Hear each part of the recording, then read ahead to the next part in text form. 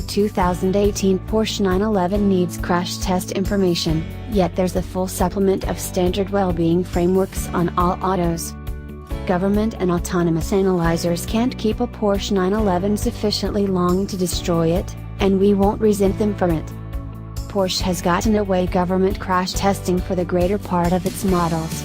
We can't allot a security score here.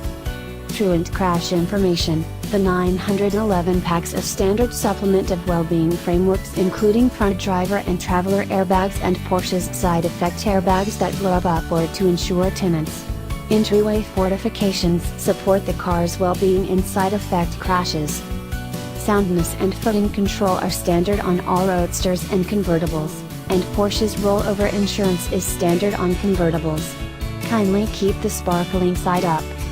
Gratefully, standard on each 911 is the supercar's celebrated mobility, which ought to be the forefront of safeguard in keeping away from a crash.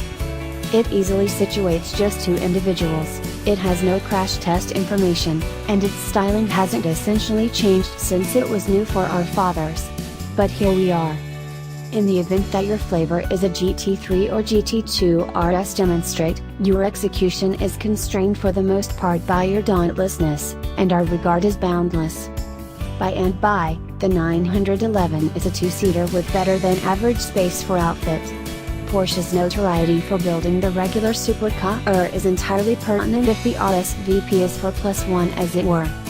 Base roadsters are very much furnished with control flexible front seats, an 8-speaker sound framework, rear view camera, 19-inch wheels, 4.2-inch multi-function chauffeur drivers, xenon headlights, a 6.5-inch touchscreen with Apple CarPlay, and an Alcantara main event, in addition to other things.